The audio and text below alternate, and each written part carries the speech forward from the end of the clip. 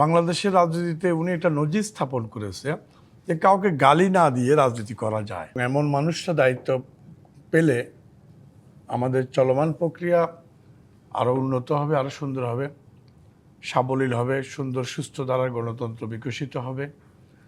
যেমন আপনার তো নিজেরাই বলছেন, জানেন যে মির্জা ফখরুল ইসলাম আলমগীর সাহেব শুধু একজন রাজনীতিবিদ না, তিনি কিন্তু সজ্জন, ভদ্র, শোভন স্বভাবের আচরণের একজন মানুষ। বাংলাদেশের রাজনীতিতে উনি একটা নজির স্থাপন করেছে যে কাউকে গালি না দিয়ে রাজনীতি করা যায়, কাউকে অপদস্থ না করে, আক্রমণ না করেও মানে অটুট থাকা যায়, পাহাড়ের মতো দাঁড়িয়ে থাকা যায়, যেটা বিগত 16-17 বছর ধরে ফখরুল ইসলাম সাহেব বাংলাদেশের ফ্যাসিস্ট বিদায়ের ক্ষেত্রে যে অবদান রেখেছেন, আন্দোলন করেছেন, সংগ্রাম করেছেন, জেল খেটেছেন।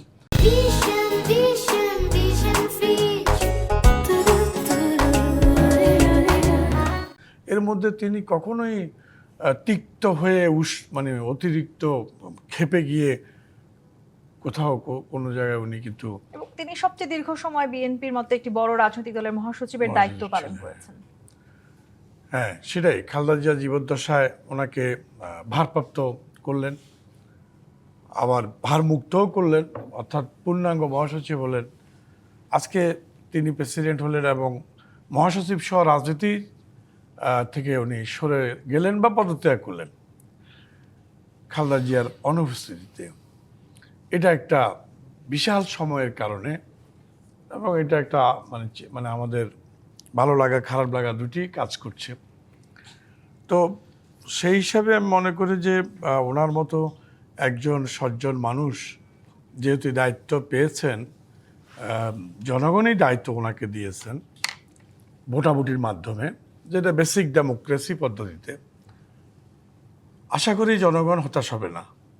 আমাদের দীর্ঘ পথ চলা, কাজ করা, ওনাকে দেখা, আমরা বিশ্বাস করি গণতন্ত্র বিকাশে উনি ভালো ভূমিকা রাখবেন। এখানে একটা প্রশ্ন করি, মানে রাষ্ট্রের যে সময়টাতে আসলে এক ধরনের আপৎকালীন পরিস্থিতি হয়, আমরা সবসময় দেখেছি সেই পরিস্থিতিগুলোতে রাষ্ট্রপতি মূলত ক্ষমতার মূল উৎস হয়ে ওঠেন।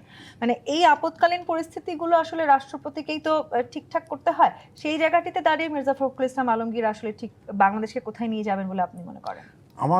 আমার এবং আমাদের বিশ্বাস, সেই সকল বিষয় তো বিবেচনা রেখে বিএনপি ওনাকে মনোনয়ন দিয়েছেন। উনি পারবেন ওই পরিস্থিতিগুলো মোকাবেলা করতে। যদি অনেকে বলে যে এটা আলংকারিক একটা পদ, প্রেসিডেন্টের কোনো কাজ নাই, কিন্তু বেসিক্যালি প্রেসিডেন্টের অনেক কাজ আছে। এই যে দেখেন, গত কিছুদিন আগে যে 18 মাস অন্তর্বর্তীকালীন সরকার ছিল, সেই সরকারটা চলেছে রাষ্ট্রপতির অধ্যাদেশ বলে। সেই অধ্যাদেশগুলো তড়িঘড়ি করে এই নতুন সংসদ কিন্তু পাশ করতে হয়েছে।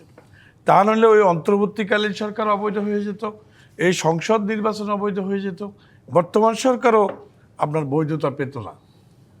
সেই জন্যই যে একটা মানে ক্রাইসিস টাইমে প্রেসিডেন্টের অনেক কাজ, তিনি যে অধ্যাদেশগুলো যেমন দিয়েছেন, সেগুলো মির্জা ফখরুল ইসলাম সাহেব থাকলে আরও মার্জিত, আরও পরিশীলিত, আরও গ্রহণযোগ্য অধ্যাদেশ জারি হতো এবং দেশ 18 মাস পরিচালিত হতো।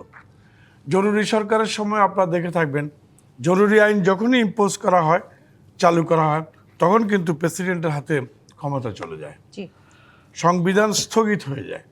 প্রেসিডেন্টের অধ্যাদেশ বলেই জরুরি আইনের সময় দেশ চলে, সরকার চলে, সব কিছু